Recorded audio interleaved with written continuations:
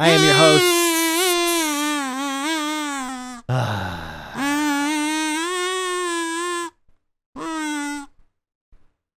Mike B, aka Fony, and this is joining us today, Joshua Frederick Allen, aka Lore. Well, all right. That's not my middle name. It is now. It's too late. What is said. What is said cannot be unsaid. Exactly. So the Olympics. Yeah. Yeah. Well, we talked about it in the pre-show, so we're good. Yeah. We're done. Yeah. The Olympics, they're over. USA. What? USA. Oh. We're not over. Okay. What anyway. do we start? Yeah, good. You go. So speaking of the Olympics, by which I mean speaking of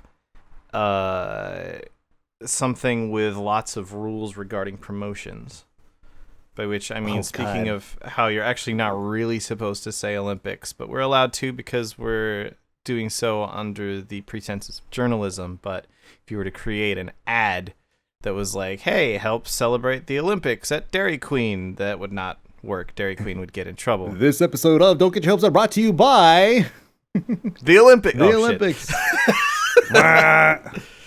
By which I mean speaking of exactly what you just said. So you remember how we've been talking for a while about like restrictions and rules on disclosing when you've been paid to say something. Yeah. In the sort of like YouTube content creator / Twitch streamer, the finger quotes influencer space.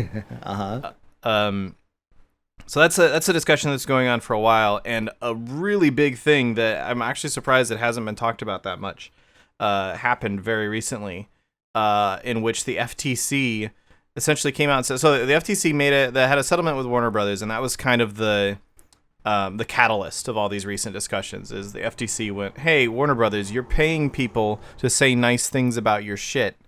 You're not allowed to do that. And then like there was the whole thing with the CS:GO stuff.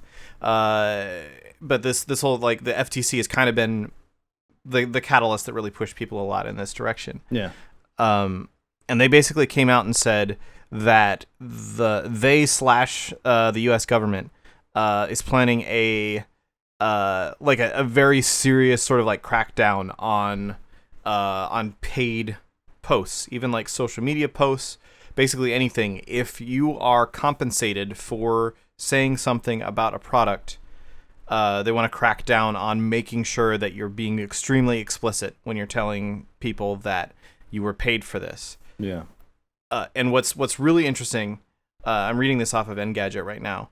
What's really interesting is they're saying like they're getting the point of saying things like there's no effective disclosure if people aren't going to see it, and so that means things like if you in a YouTube video and in your YouTube description that nobody ever reads, you say I was paid to make this video. That's not enough.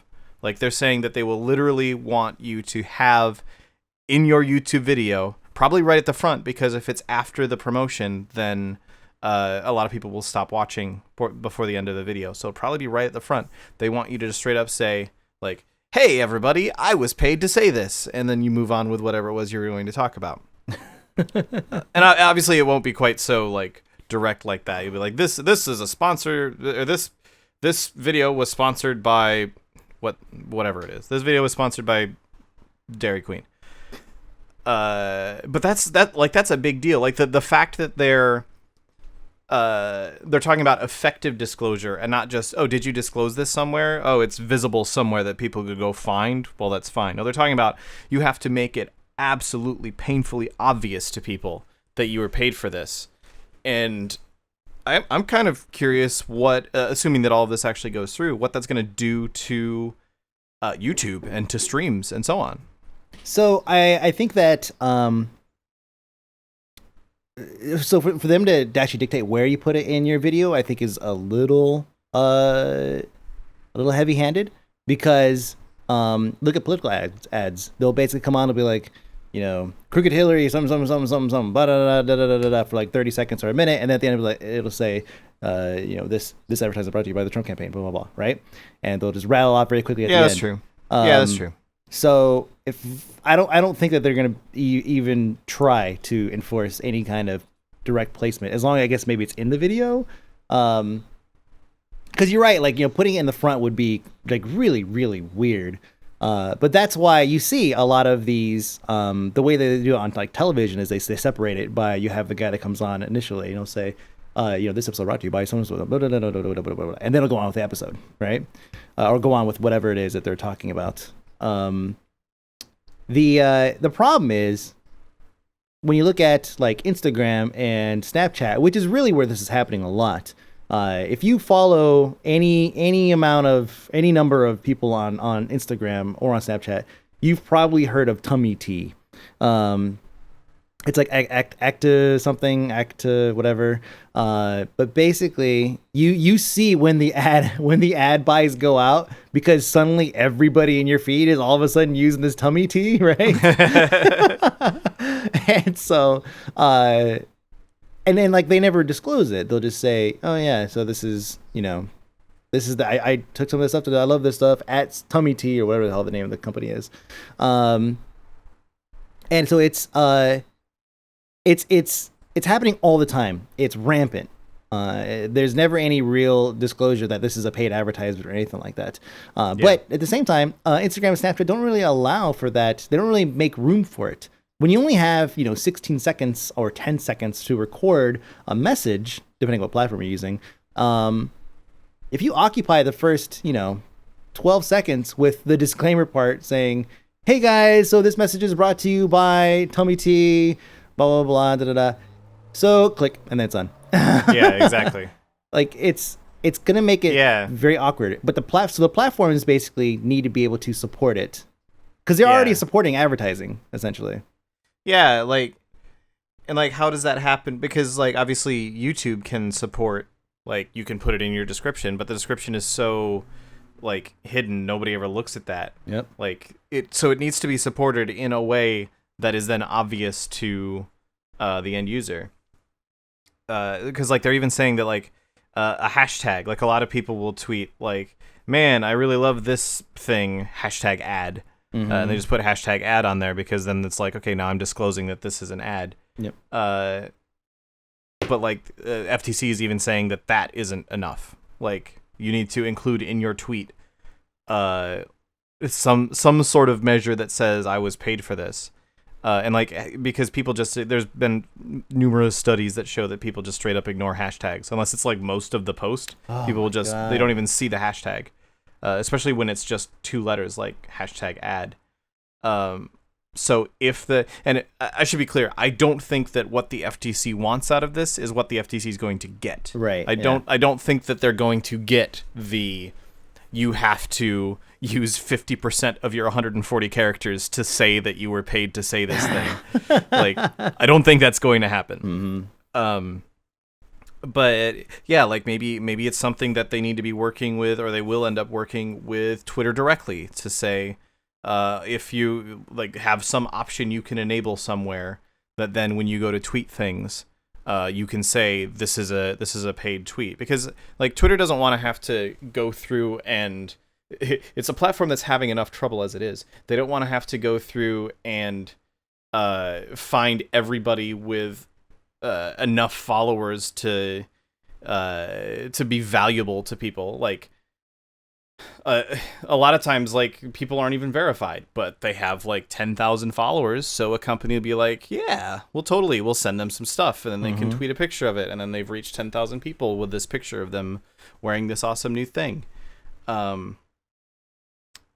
It's the sort of thing that happens all the time, even in the relatively low, no, I say relatively low, but 10,000 still a fair chunk of people, but in 2,000 depending on, or 2,000 followers, depending on what your brand, if you're an indie dev and you say this YouTuber has 800 subscribers, but if 2 of them buy this game, then it's worth it. So I'm gonna send him a key to my game. Yep.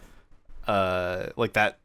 That's the sort of thing that then that YouTuber will need to be able to be able to disclose that they were given that key. They received the game for free. And if they decide to tweet about this video that they just made, in that tweet, they need to be able to state that they were given the, like, there's a lot of ways that this could go that are actually potentially highly damaging. Like, I'm all 100% for disclosure of being paid for things. Like, I think that's really good. And I think a lot of the sort of aversions that people have towards it kind of go away when everybody's doing it, if that makes sense. Yeah. Like, if you couldn't watch a YouTube video about a game that didn't start with, I was given a paid, I didn't pay for the, or I was given a key to this game, so that way, like, that sentence completely fell apart.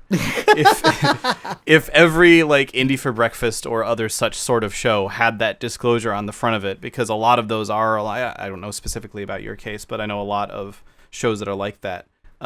They get free keys to be able to. That's kind of half the point for a lot of people for those shows is, hey, if I do this show, then maybe people will give me free video games so that I can do this show. Yeah.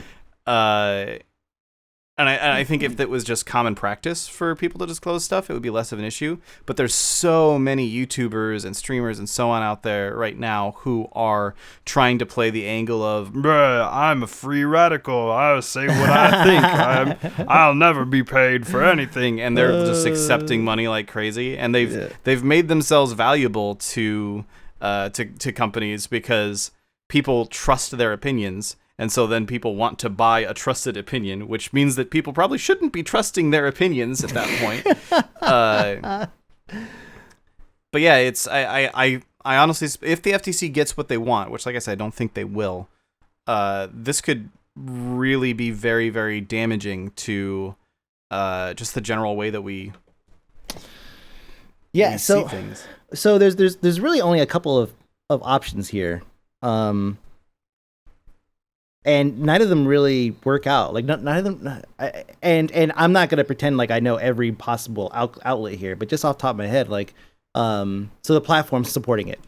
So how does that happen? How do you as a developer or or a product owner, like, figure out how do you make it so that the platform supports it for Twitter? Okay, so on Twitter, putting, like, look at Total Biscuit. Whenever he tweets something out that's an ad, he puts #ad. And if they're saying that's not enough, which is completely just, like, mind-blowing, that's not enough, then Twitter needs to develop something to show that, this is an ad, right? Yeah. But here's the thing. Here's the problem with that. Twitter already needs money, right? Yeah. They already have ads. If they make it so that a tweet that is an advertisement is maybe a different color or something like that, it shows up a different color in your feed, then they're basically building a platform for other people to use Twitter as an advertising service, and not getting any money from it. So they have to build something they have to build some kind of taxing mechanism into the platform in order to get money from people who want to make advertising. So it's like this. Yeah. So if they were like, you have to market as advertising. Okay, well, on Twitter they have this feature where an advertisement tweet is gonna be red text or something. Right? I'm just making shit up. The problem is that in order for me to do that, I have to disclose how much money I'm making to Twitter, and then I have to give them a cut. This is never gonna happen. Yeah, I almost wonder if Twitter would end up taking that in the direction of, if you're a company and you want to advertise through Twitter because of these FTC regulations, it has to be disclosed. So either A, you can get them to use 70 of their 140 characters to say that it was a sponsored message, or, I mean, I guess they could probably put a sponsored message in front of it or something. That's not enough. That's the thing. If they're saying #ad isn't enough, then hashtag. I think. Go ahead. Yeah, I think if you do sponsor, I'm just typing it into. Oh, I see what you're saying. Yeah. That's like, if you put sponsor, like, full on the word sponsored message in the front of your tweet, that leaves you with 122 characters to do whatever else you want with. Right. Which isn't too bad. But, like, Twitter could then theoretically put this in a point where they say, okay, so if you are a company that you want to pay someone to advertise your product on Twitter, and you don't want them to have to put sponsored message in front of it or do whatever else, then you pay us, we pay them, and we'll take a cut. See how ridiculous it is? Yeah, exactly. Yeah, there's just the platform supporting it is just not going to happen. It just doesn't work that way. I think Twitter is a little bit of a special case there, just because they do desperately need money. Like I could see certain other networks maybe having something like that. Like if you had like a little sticker on Snapchat as an example, that you just put a little sticker on your thing that says this was a sponsored message. Like as long as it was obvious enough in your Snapchat, like that I could see working. Yeah. Or same for Instagram. Like maybe there's just a bug that you need to put in your Instagram post. And Instagram's fine. They're owned by Facebook, who prints money. So Facebook and Instagram, they share the same advertising platform. I've used it before. I used it to promote my album earlier this year. Nice. And it was a very interesting experience, like going through and using them to promote, because you basically just promote regular posts. So if in that respect, the platforms already have a system in place to promote posts, because Twitter's the same way. You basically make a tweet and then they'll say, okay, who do you want to show this to? And you select your demos and all that stuff. And that's the way Twitter's works. So they already have a platform that does that. The problem is that, like you're saying, people are just tweeting at random. So what FTC has to do is they have to probably, in this case, like realistically, attack the advertisers and say, hey, you need to make sure that when you get somebody to advertise your shit, they go through the proper use the actual advertising system built into whatever platform they're using. Now, I don't know what Snapchat does for their advertising. They just started doing it in the past couple months, so I think they don't even know what the fuck they're doing for advertising. So that's gonna be a complete different story. But like, let's say if I was trying to sell a product, maybe beer koozies or something, right? And I were to take it to you, and I was like, hey, Laura, I need you to go ahead and advertise my koozies for me, please.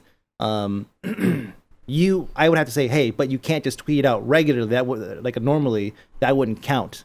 You have to use the advertising system built in, and you have to tell it to basically target all of your users, and we'll pay for that, whatever that is, and then we'll pay you on top of it for in order to use your system. So yeah, FTC attacking the advertisers would probably work. The thing is, like, the advertisers isn't like, there's not like 6 advertisers out there that they could just go and attack. Like this, there's like thousands of them. What they could do is just say, like, okay, you're Blizzard, and you gave someone a collector's edition for unboxing, for example. And like when we do that, we always tell people, like, okay, we'll give you this collector's edition. You need to tell people that we gave it to you. Totally. Which it's always kind of obvious if you're paying attention anyway that we gave it to, because you can't get one otherwise right now. Yeah, I was going to say, typically it's before anybody else gets one. Yeah, so it's like, okay, obviously Blizzard gave them, but, obviously they still need to disclose that.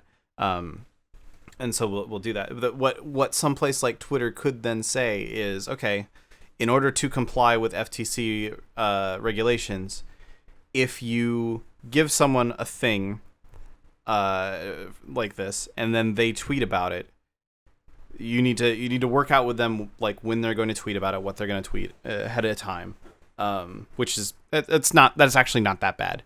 And then once they have tweeted it, you need to let us know. You need to let Twitter know, so then Twitter can mark it as an ad, and then presumably take some sort of cut out of that. Nope. So yeah, I think there's ways it could have. Like, honestly, I think Twitter is the difficult one, just because it's so short and so text. Yes. Like, you could say, like, maybe just because images tend to be so well viewed on Twitter, like the highest performing stuff on Twitter has images in it. Yeah. I don't think it's a surprise to anybody. No. Like, maybe it could be the sort of thing, like, if you're going to tweet something about this, include a picture and make sure that picture includes a very prominent thing that says you were paid for this or something. Like, that would be a way to get around it as well, that then doesn't use up as much of the 140 characters So yeah. I'm looking at your chat room, and someone said, how about the YouTubers and streamers stop taking money to say good things about something and getting free stuff for money? Have some ethics. And the thing I want to say about that is what you're asking for is for YouTubers and streamers to stop existing. Yeah. Like, what will happen is if you cannot make money off of YouTube, you cannot make money off of Twitch, what will happen is everyone that you like to watch will stop doing it. Yeah, I mean it's true. Like YouTube advertising is garbage. It's complete garbage. Yeah. Hence the reason why I'm using like Patreon, right? And Yeah, a lot of exactly. other people are using other methods in order to make money because YouTube sucks.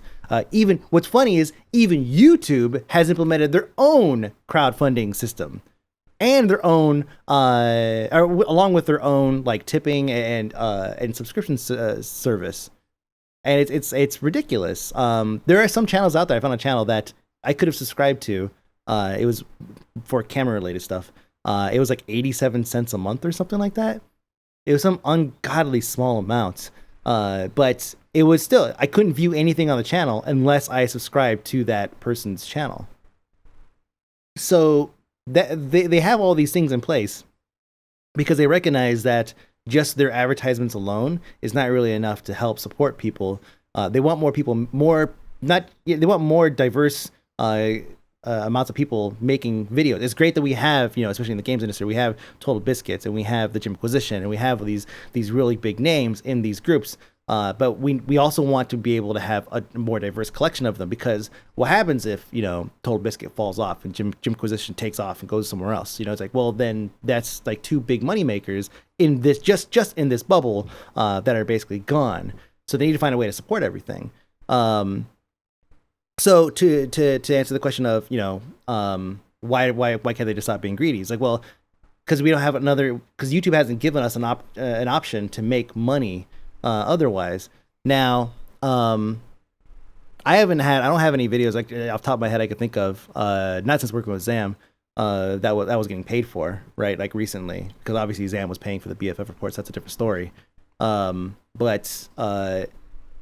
But if somebody came up, but I think in YouTube's case, if someone were to come up to me and say, "Hey, can you make a video about this?" Whatever, I would disclose it. I actually do it right now. You mentioned Any for Breakfast. I actually do that for Any for Breakfast. At the beginning, I'll say, such and such is a game about. It comes to me by way of, and I'll just say from so and so. Usually they're gifts. It's like, oh, it comes to me by way of like Tarded or Tiale or Tanaros. Thank you very much, sir. Appreciate it, ma'am. And that's it. You just work it into the intro, and that's kind of where it is.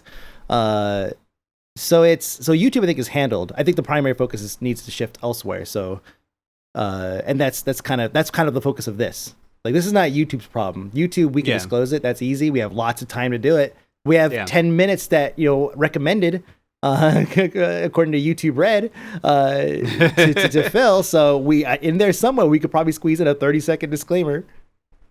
Yeah. Yeah. I mean, and I don't think, like, I kind of said that this would kill, not in as many words, but I kind of said this would kill YouTubers and streamers, and that's not really true. It would just make it a lot harder for a lot of people, I think. Mm-hmm. Like, if every time, if you just said, I'm not going to accept gifts from people anymore,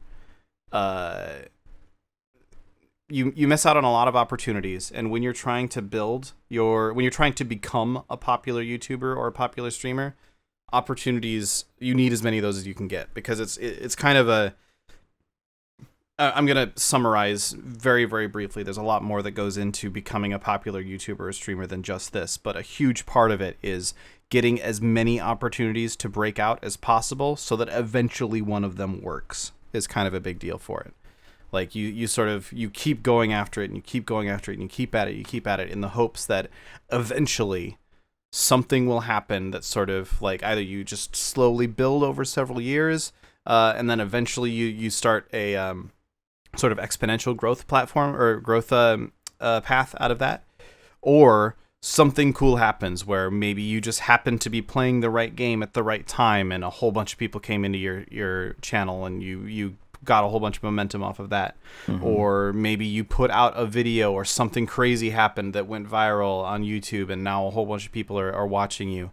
And you're kind of going after those over and over and over again. And every time someone says, hey, will you play my video game if I give you a key?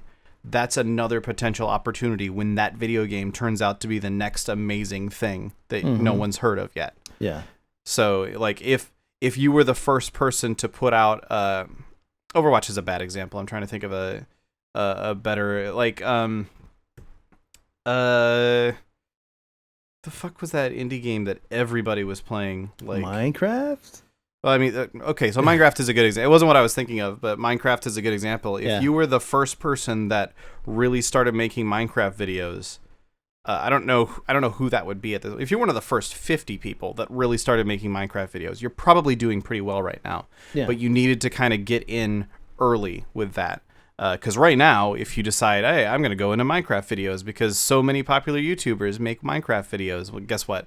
So many popular YouTubers make Minecraft videos, you're screwed. Yes. Damn, yep. Yeah.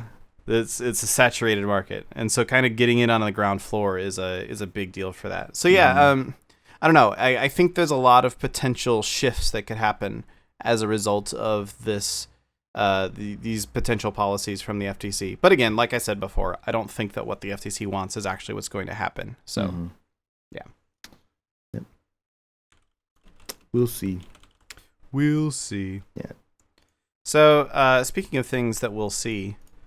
Oh, that was beautiful. Yeah. The Rogue One trailer came out today. It did. It came out like 2 hours ago. Yeah. And that is a movie that I will see. Yeah. So go ahead. I just watched it just before we start. I actually paused just before we started the show to watch it. And so the first thing I have to say is it didn't give me quite as much of the oh my god, holy shit sort of moments that the Force Awakens? Yeah, the Force Awakens trailers were giving me. That's a tall order to live up to, though. Yeah, I know. I was just about to say, that's probably because it hasn't been like 20 years since the last good Star Wars movie. There was another good Star Wars movie relatively recently. But yeah, so what did you think of it? I just hope that I feel like I already know what's gonna happen, right? I think anybody that if you watch a trailer and you see Darth Vader and you see the Death Star and you're like, all right, we already know those things exist in the future of this timeline. These guys, this is a suicide mission. Like what these guys are planning on doing is basically purely a suicide mission. They're not going to succeed in doing whatever they want to do. It's like, oh, they're gonna test a weapon or something like that. And also I want to note, by the way, it's yet another Star Wars movie with the fucking Death Star. So I kind of hope that this is not a happy everybody wins movie. Because the Star Wars universe is huge. There's wins and losses across the entire galaxy. Like we need to see some of those losses showcased. You know, like there are small wins and losses within each episode, or within each episode, like those kids. Yeah, you know, like there's some small losses, but I think that it's okay to show us, you know, this is not their first time going up against them. They need to fail before they can succeed. And if they have an entire movie that's dedicated to them, you know, working up and then, you know, eventually ultimately failing. If they deliver that, they'll just gain so much respect from me. I want to see that. Yeah, I mean, it seems like so obviously it's kind of following the story of what happened immediately prior to Episode 4, where they're like, okay, we need to get the plans for the Death Star. And one of the things that they say in I forget the Admiral lady says in that movie in Episode 4 is many Bothans died to bring us this information. Right. Yep. So I think in Rogue One we're gonna see a lot of dead fucking Bothans. Yeah. Yep. Yeah. It looks exciting. I'm not a Star Wars guy. I actually didn't even see the first 3 movies up until probably a few months before Force Awakens came out. Seeing as how you just said you're not a Star Wars guy, can you please clarify which 3 you're referring to as the first 3? So, I'm sorry. Chronologically. Oh no, I'm sorry. Episodes 4, 5, and 6. Okay. So those ones I hadn't seen until recently, and I think it was because I know why I didn't see those, because when I grew up I didn't have cable, or they didn't show those on cable TV, so we didn't really have I didn't have opportunity to see it, and we never went to the movies or anything like that. So what did I watch? I watched Star Trek because I was on regular TV. So I just never got around to watching it. And then so when I finally sat down and to watch a Star Wars movie, I was like, you know what, this is kind of great. I could start off with, episode 1 and then kind of work into it. And by the time episode 3 came out, I was like, wow, this Star Wars fucking sucks. I was like, no, like I don't understand why anybody's hype about this at all. And so I told Jen one day, thankfully after we got married, that I hadn't watched 4, 5, and 6. And so she was like, wow, yeah, she was like unfollowed, unsub, right? So so we sat down and we watched it, and of course I did all the research. I was like, what's the best version? I can't just go and watch like the new version or whatever. I can't get a fucked up version. And then the reason why I hated episodes 1, 2, and 3 are gonna shine in episode 4, 5, and 6. And so I don't remember which one I got, but it ended up being a pretty good one. And so we ended up watching it, and it was pretty good, obviously, right? And I was like, oh yeah, it was pretty neat. And then we saw Force Awakens, and Force Awakens was awesome. What's funny is seeing it right after 4, 5, and 6 is like you get that recurring theme of, oh hey, it's another big explodey thingy, star or whatever, Death Star.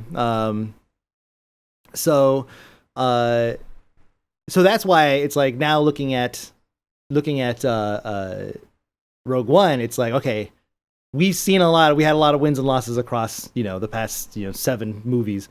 It'd be nice to have one that's just like a total fucking failure outside of, I guess, retrieving the plans. Yeah. But that's why I tweeted out, I said Star Wars Suicide Squad, because that's what it feels like. It's like you have this ragtag group of people, each with their own, basically all these different classes, right?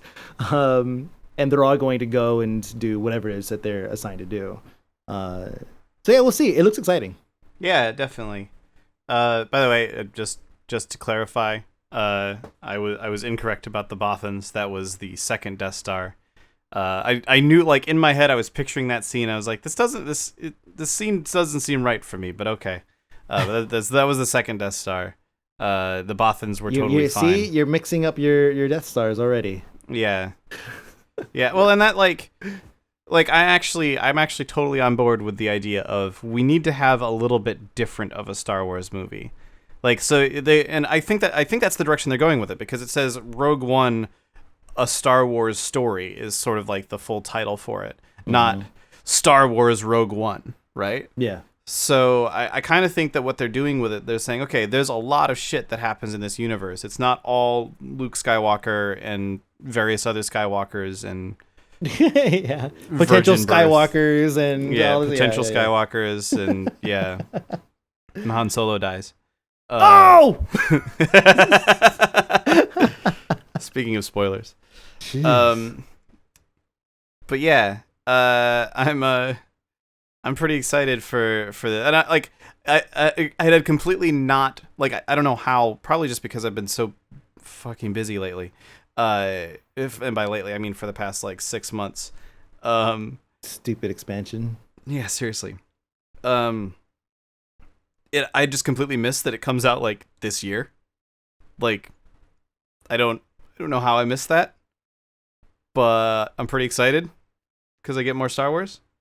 So yeah, they said that they're going to be releasing it. I guess we're not going to get another in the new trilogy or the new series of The Force Awakens until next year. But the way they talk about it is kind of like we're going to get like alternating years. So we're basically they're going to do like Lord of the Rings, where we're going to get a different movie every year, but it's going to, I guess, maybe alternate potentially. I think that's fucking cool. I think Yeah. that Disney getting their hand on all this stuff and just kind of running with it and creating stuff because I think we've already talked about this before. Everything Disney touches is turned to gold recently. Yeah, they've been doing really smart things lately. So And like it seems like they like with this Star Wars release schedule, they kind of just looked at Marvel and they said, "Huh, well that seems to work." yeah, So like Marvel will get like an Avengers, and then we'll get like a Captain America, and then we'll get like see, and they own all that shit. yeah. So it's just like they're doing it right. They're totally Yeah. doing it right. DC is the ones that need to look at Marvel and be like, DC, they have the release schedule with DC. They keep like, oh, here's a Man of Steel, and here's a Batman, and here's a weird, shitty alternate Batman thing. What they need to do, what DC needs to do, is go back in time and come up with compelling fucking characters. yeah, right? yes. I'm Like- a Marvel fanboy. I have to be honest. I am 100% Team Marvel. I am not a fan of DC Comics. When growing up, I was totally a DC Comics person without even knowing it. Right? I was all about Wonder Woman. I was all about Batman, Superman. Like that was like my shows that I watched when I was a kid. What the movies, Christopher Reeves and everything. The original Batman and Robin, right? Like from like the 70s or whatever, 60s. Like that was on like every fucking day. So the problem is that like seeing it now, like especially the new Superman. Oh god, what's his name? I can't remember his name off the top of my head here.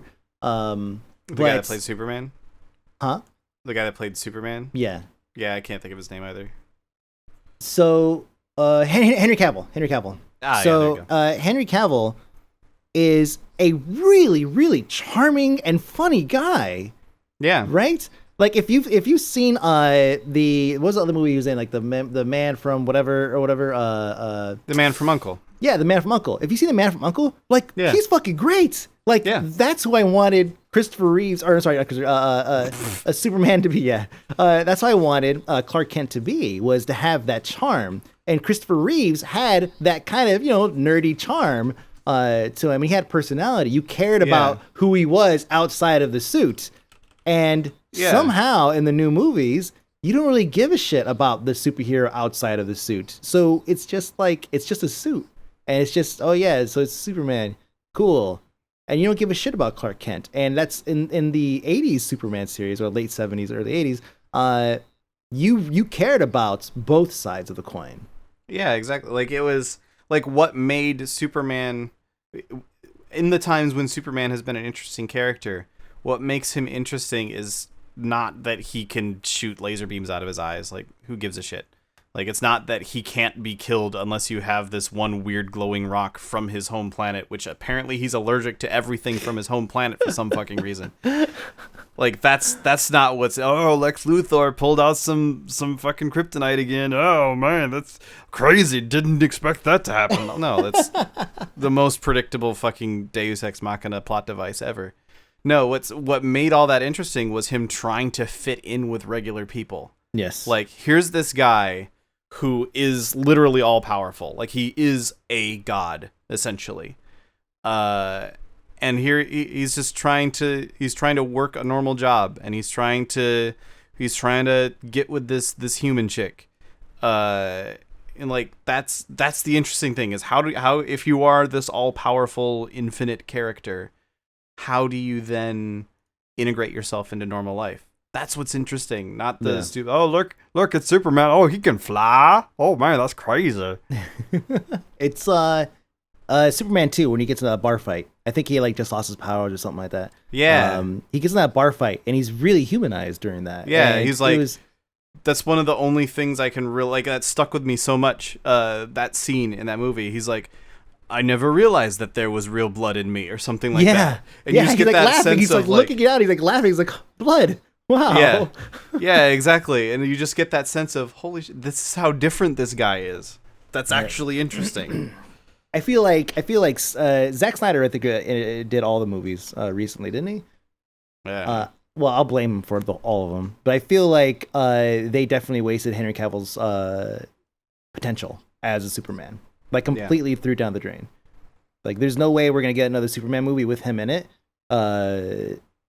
Like ever. I think that he's done. He's done being Superman. I feel like it was a complete waste of him as a casted Superman. Yeah. Makes me mad.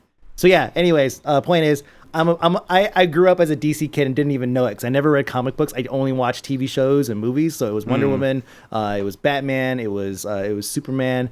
It was the yeah. So it was just like So it's upsetting to see now. So now it's like, yeah, I'm all about Marvel movies, like because who isn't, right? Like they have so many great movies, yeah. And it's not like they have like a wider selection to pull from. Like DC Comics has its fair share of interesting characters that they can pull from and make movies for, but they just fucking don't. Yeah, and they don't know how to do it. Yeah. Yup. Does Mike not know how BVS ends? Yeah. Oh no, I know. That's exactly why I said that he's probably not gonna make another one. But someone says that they're apparently working on a Man of Steel 2. I'm gonna look that up. Hold on. In development, Suicide Squad box office success, Collider here. Okay, so that was actually 1 day ago. I don't believe everything as soon as you said Suicide Squad box office success. Yeah. No, I know it's actually been doing well. It looks like a couple days ago. It looks like the Superman sequel, Man of Steel 2, is finally happening. Who's directing it? That's gonna be the make or break. Like, one of a little bit of a tangent. Well, all this is so. Don't get your hopes up. Nothing but tangents. Somebody made a recut of Man of Steel, where they basically just took the original movie clips. And they did a bunch of color compositing over it and color grading, where they basically go through and they mess with the colors and everything, right? And they added color back in, and it looks phenomenal. You have to look it up. Like, it's on YouTube. Basically, just look up like Man of Steel color or something like that. And you'll come across like a couple videos where they took a bunch of clips and they put it together. And it makes you realize, like, I didn't really realize before, like, how dark and grungy Man of Steel was until I saw this video. And then I realized, again, more potential lost because of creative decisions that were made, in this case, in the post-editing room. It's ridiculous. Just ridiculous. So, speaking of things that are ridiculous, by which I mean speaking of things that people are really excited about, and then once they get their hands on it, they're not sure what to think. No Man's Sky came out to a resounding wait, what? So the probably the most I haven't played it yet. I've watched a couple streams of it. I'm just sort of trying to wrap my head around what is this video game, basically. And it seems like a lot of people are doing kind of the same thing. Like there was a Polygon review that was basically, this game wasn't the game I was expecting.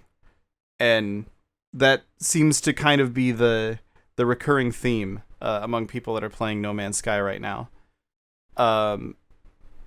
Yeah, it seems like there's a lot more sort of story to it than I think a lot of people were expecting. Mm-hmm. There's a lot more like tinkering with crafting and shit that I think people really expect, because all they really ever talked about, like they talked about some of this other stuff for sure, but their like main thing they kept driving home was there's a lot of places and you can go explore them.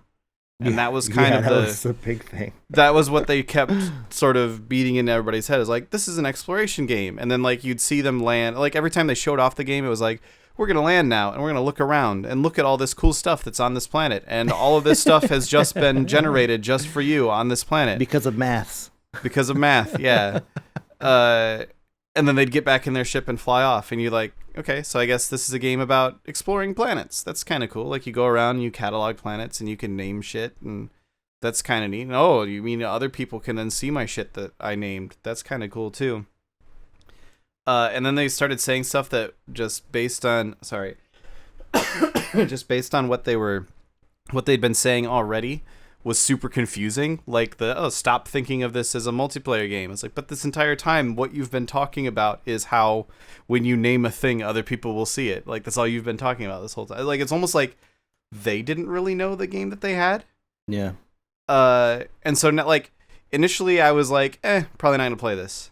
And then as it started getting closer to release, I was like, I'm actually pretty interested. I might pick this up and see what's gonna go on with it.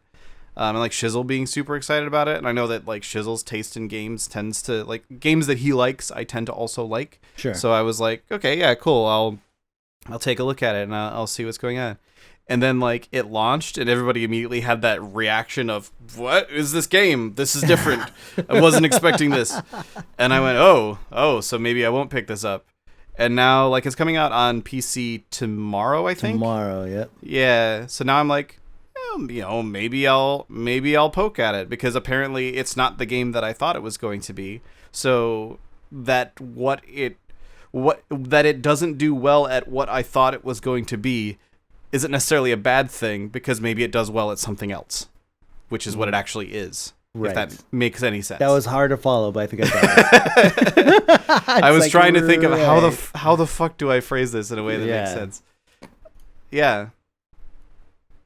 So I'm seeing a lot of the bad things I'm seeing, because I'm gonna have to fucking review this damn thing. And this is all like it's obviously it's cherry picked highlights, the stuff that basically appears at the top of Reddit or in Twitter feeds or whatever, right? It's like you have this very Spore style generation of like the creatures, and so you get these like ridiculous looking creatures that make no fucking sense. There is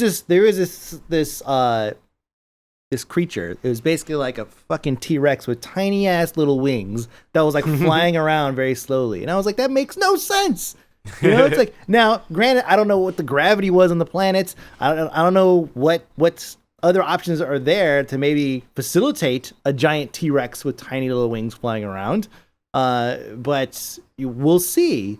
It's you're a bit torn, right? I mean, I can't pass judgment because I haven't played the game, but you're a bit torn. It's like, it is nice when you have these crafted worlds that you could go and explore. And if I had 20 crafted worlds to go and explore, and each one was completely unique and had a completely different set of monsters or whatever, then that would be great. Maybe that would be what I would.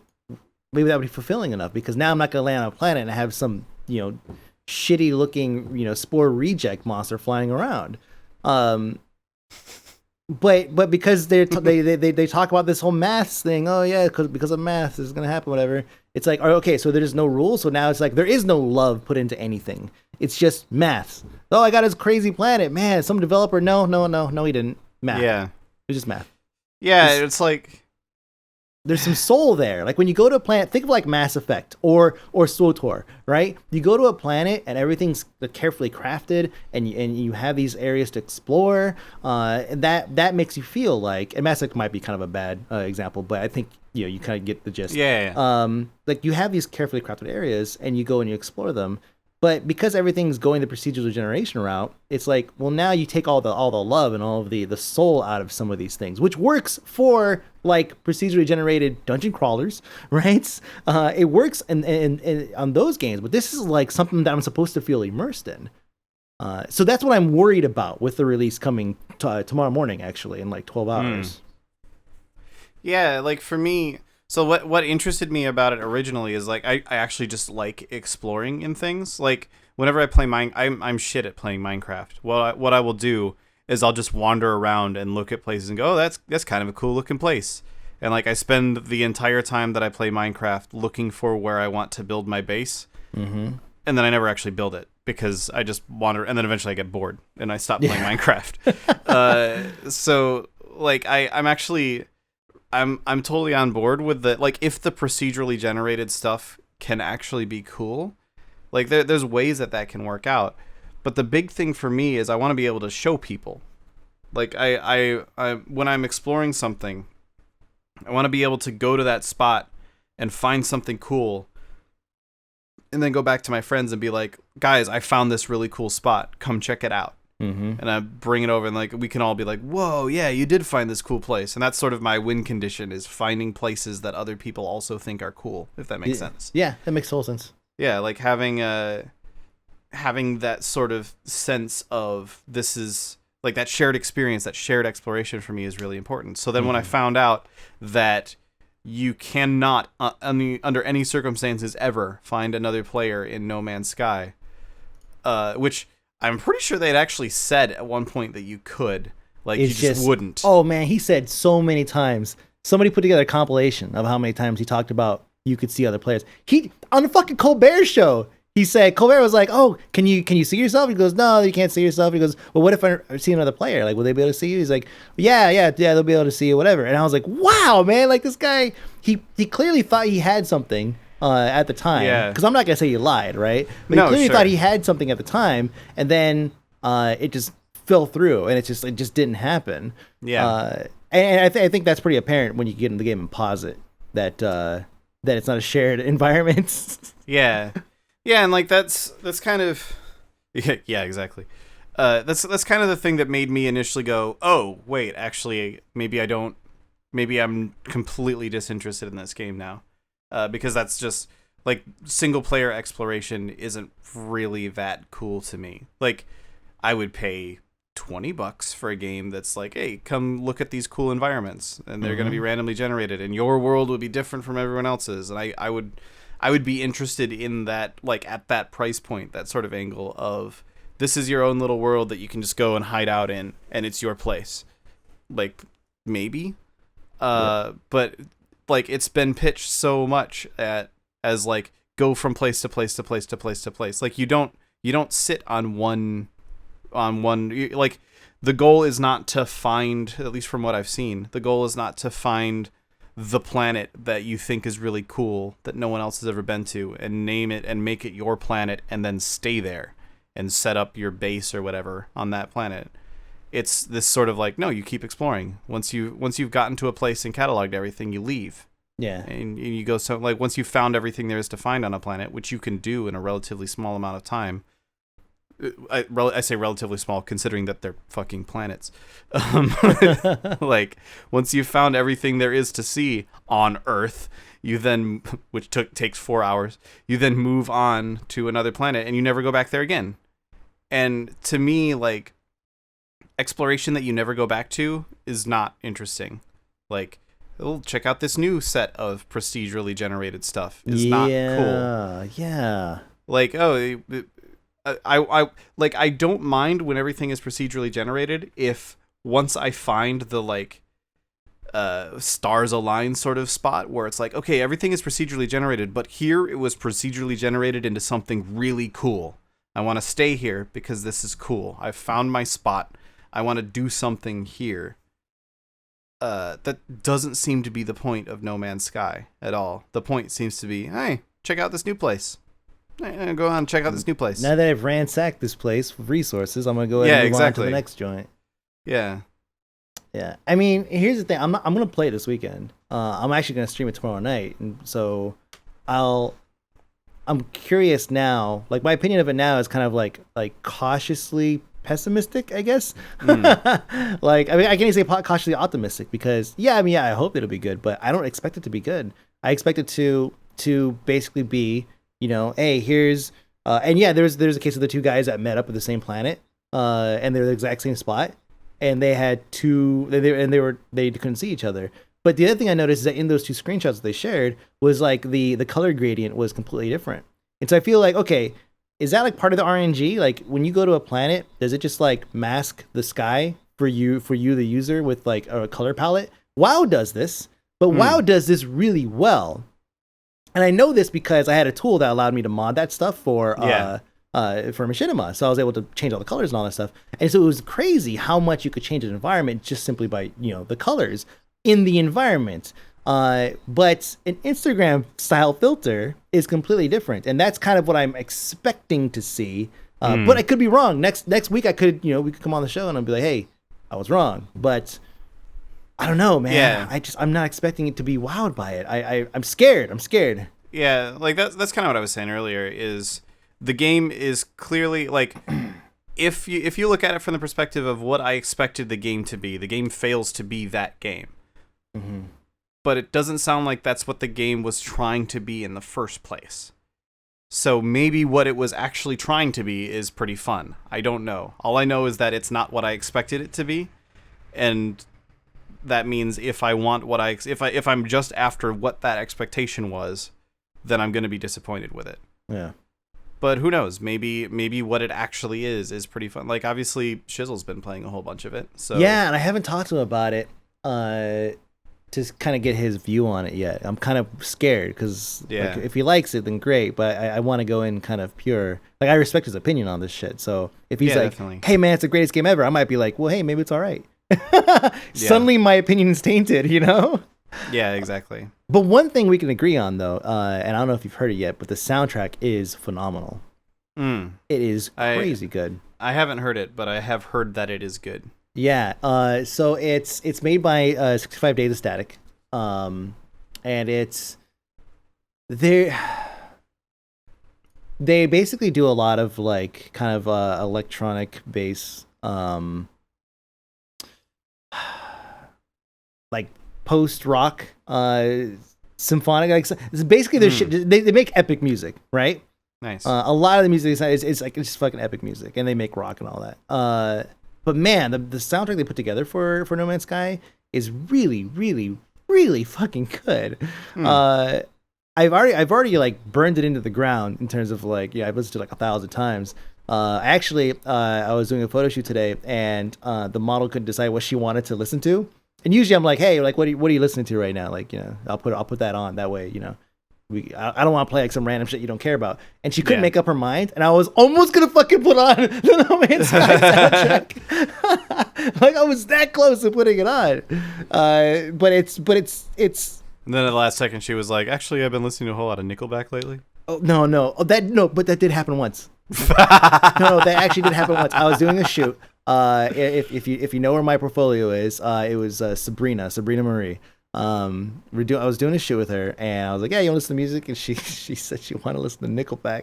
She was like, "Yeah, I like Nickelback," and I was like, "Really?" I was like, "Wait, really?" No, I said music. She is the biggest fucking Nickelback fangirl, and I couldn't help but to make fun of her. Like, thankfully, we had already kind of built up a bit of a rapport where I kind of like, kind of josh her a little bit. You weren't just being a dick. I wasn't just being a dick, yeah. But I had no choice. I had no choice. I had to tell her that she was wrong. And her opinion was bad. But there was somebody I tweeted at earlier. I don't remember what it was about even. It was I had this like burger with like a lettuce instead of a bun because I was like, I should eat healthy, so I got a hamburger. And someone replied to it. It was like, "Oh, that looks disgusting. Oh, that's gross. How could you possibly eat that?" And I was like, "Look, everyone's entitled to their opinion, except yours. Yours is stupid." Yeah. Yeah, everyone's entitled to their opinion, but not all of them are right. Yeah, exactly. Opinions are like assholes. Everyone has one, and yours is wrong.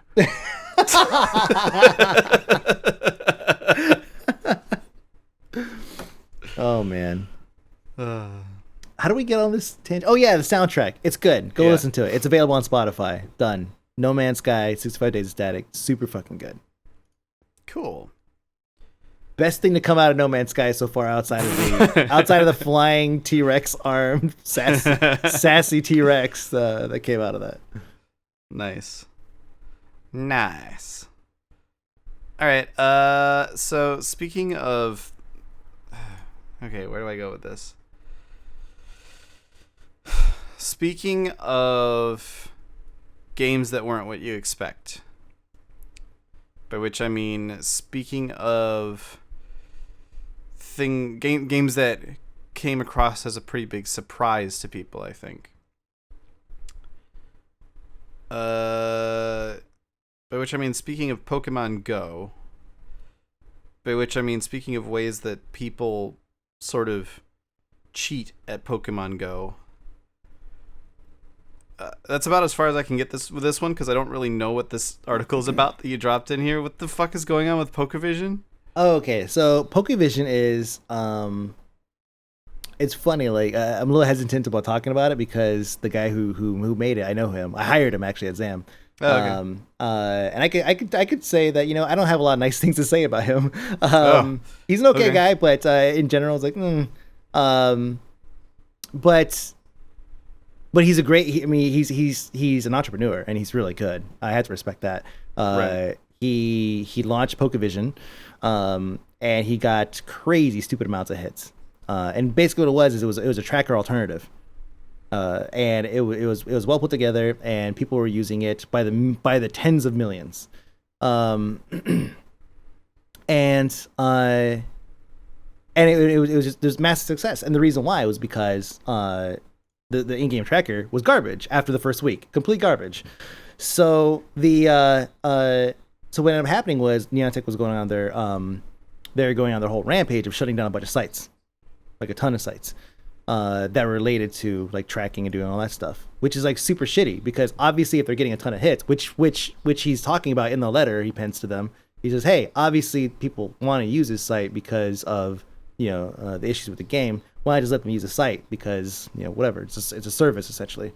And so a lot of and so what's happening is Niantic, and this happened actually a couple weeks ago.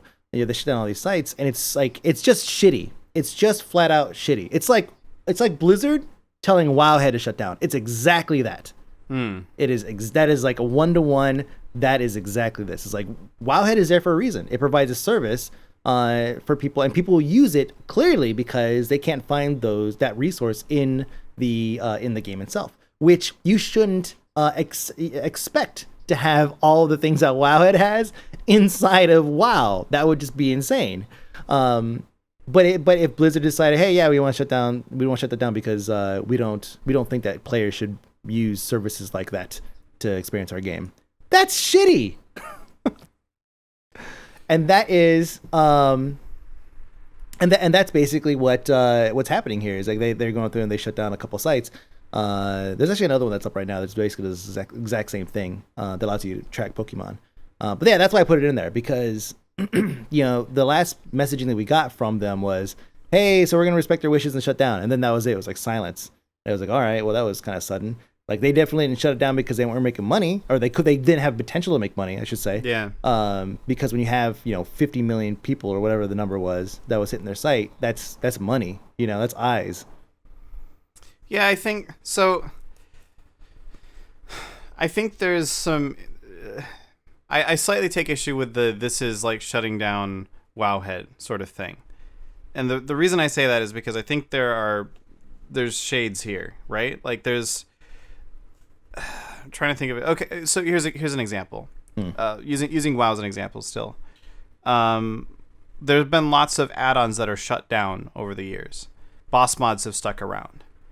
And so what a boss mod does is essentially tell you, like, hey, the boss is about to use this ability, or he's going to be able to use this ability soon, or it'll pop up with big text that says, get away, or get closer. And, like, it helps you a lot in terms of knowing what you're supposed to do in the game.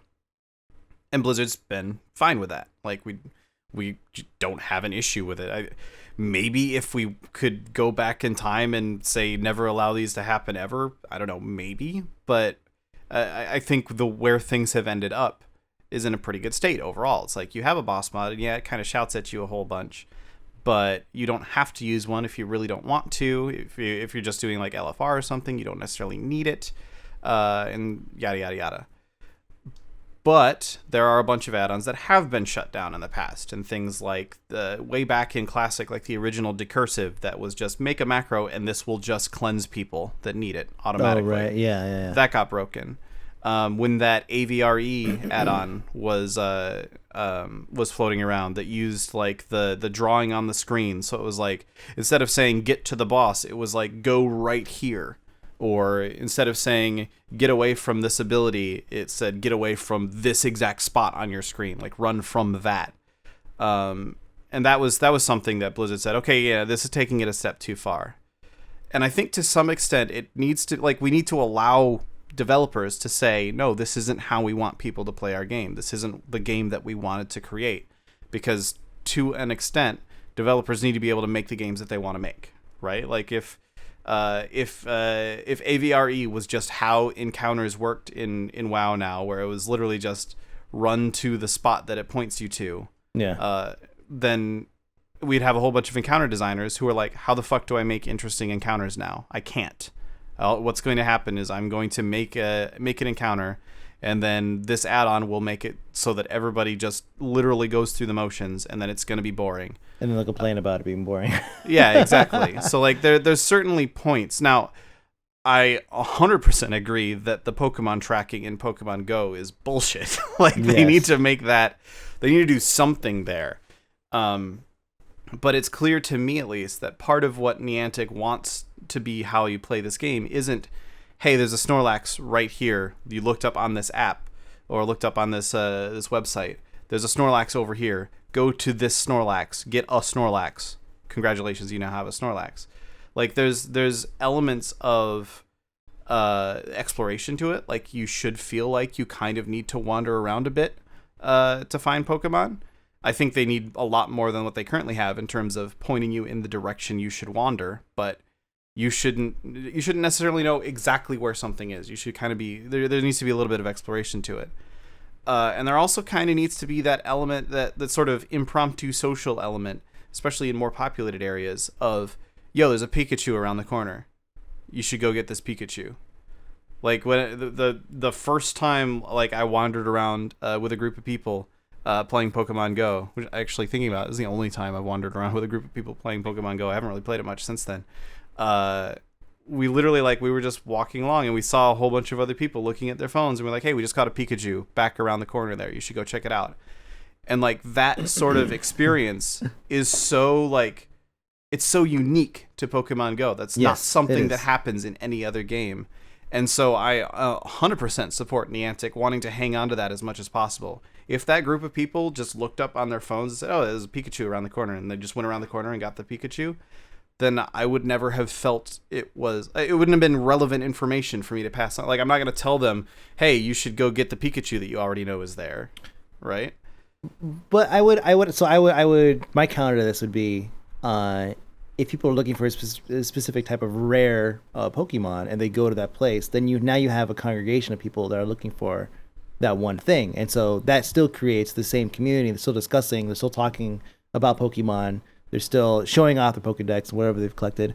And while they're also there trying to catch whatever that is in that location. I think that in your scenario, like, yeah, that's one thing that maybe will be gone because a lot of people end up using the site. But I still think that the congregation would still happen. The communication local to that congregation would still occur. And so you would still have that level of community that would happen. I see what you're saying, though. Like, you kind of take away something by using Pokevision. But yeah, I just think like having a thing that says, go here, collect Pokemon. Like if you know exactly where you need to go for a specific Pokemon and you're not talking to somebody else who already found it, nothing along the line, you're literally just going to the spot that a website told you to go to. Like for me, it would even be different if Pokevision was users reporting, hey, I found a Pikachu here, and other people going, what? That's crazy, and then they go to the same spot. But when it's all automated and it's just saying, this is where all of the Pokemon are right now, to me that kind of breaks the game and makes it not fun or interesting to me.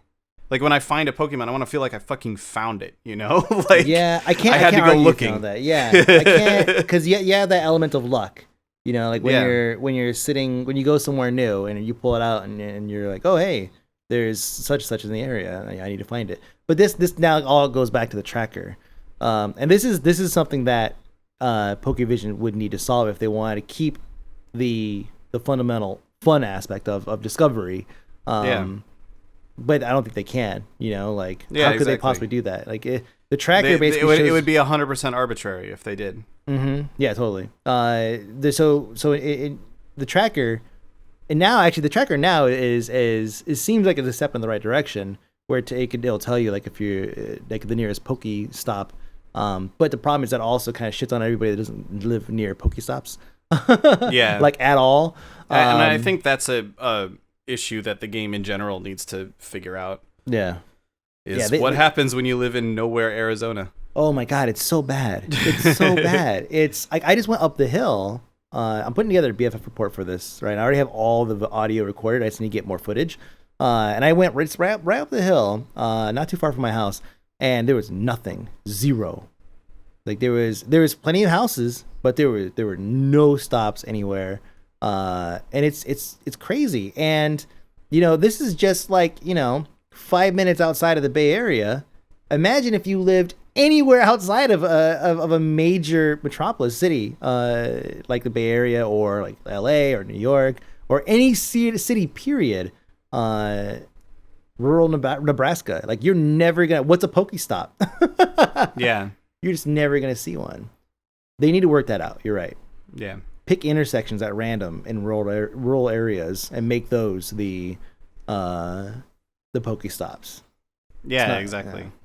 Like have it be, I don't know, like it seems because it's all based off of Ingress, but they need to find ways they need to start putting their own Pokestops in. Which granted, they've had some more important issues to work out with the game, like having it actually work. So I'm not too worried that they haven't done anything like this too much yet.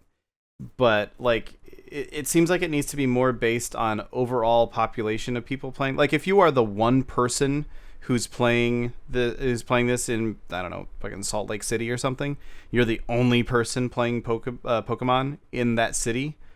Basically everywhere you go should be a Pokestop. Like there should just be, oh, you've spent a bunch of time in this place.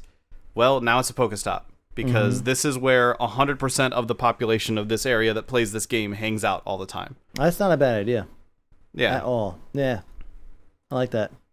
Yeah, and then like that can then encourage, because what happens right now is maybe there are 20 people. I said Salt Lake City. I'm sure there's more people in Salt Lake City that are actually playing the game, but like maybe there's a whole bunch of people in this little town that would be playing it, except they opened it and they went, oh, I don't have any way to get Pokeballs.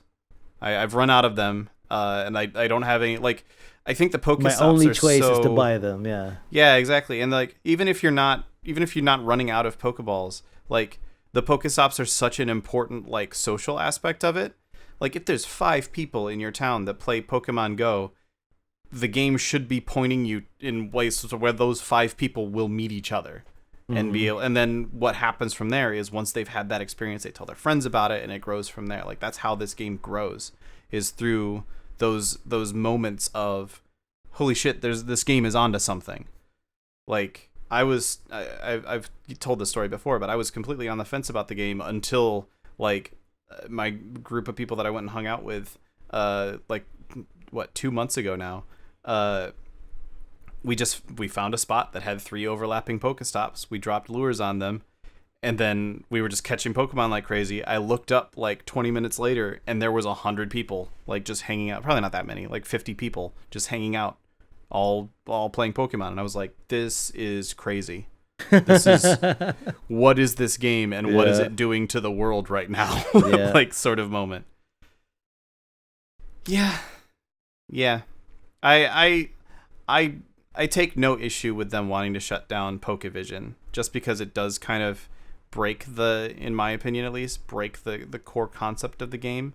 And like the thing that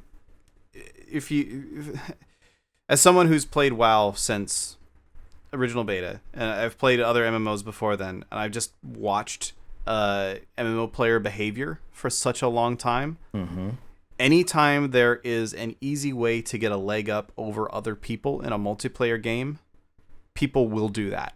Like no matter if it destroys the game for them or not, what will happen is they'll go, oh man, there's this cool easy thing I can do that will help me out, and then I will finally get the Pokemon that all my friends have, and it'll be super cool. And then once you do that, the game is no longer fun. Yeah. And then you feel like you should continue doing that because like saying, oh, I'm going to go back to when I had shit Pokemon. No one's ever going to do that. Like there are some things that cannot be left in the hands of the players to say, play the game how you want. Like it just doesn't work for some things. It's like me with adventure games. I am shit at adventure games. Like the point and click ones. Yeah. God. Yeah. Yeah. Like ages ago. Like, yeah, I would love to play this. I'll never play it. Completely. Well, like I really love them. And I really enjoy playing through them, and I when it's one that I can wrap my head around, I think they're great.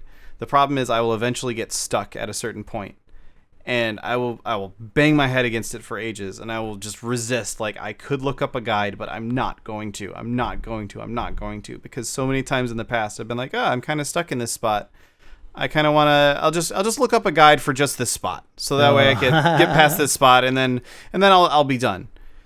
And then 5 minutes later, I get to something where I'm stuck again, and I'm like, I don't want to repeat another half hour. Yeah, like I don't want to go through that again. And I just know that the second I find a guide, and obviously, like, I know GameFAQs exists, right? Like, it's not like it's difficult. I know Google exists. It's not like it's difficult, but the action of going and looking for it, having taken that, it's not something that I can turn back from. Yeah, exactly. This is the no backseating thing that streamers deal with. Yeah. Where you're like, hey, because people like, so when No Man's Sky releases and I'm playing it, tomorrow night, and everybody is like telling me, oh, you gotta do this, I'll be like, shut the fuck up. Yeah. I've never played it before. Shut the fuck up. I want to play it and experience it for the first time. I get it that everybody else owns a PS4 with the game. Sorry, and so I want to learn. I want to figure it out. Yeah. Yep. Yeah. There's some games that, like, I've played through. It actually just occurred to me that I never actually finished Uncharted 4, but I played through the entire Uncharted series not too long ago, and I thought about streaming it, but I was like, you know what? Actually, I just want to play through this, and I just want to experience this for myself. Like, every once in a while, I'm just like, this game's for me.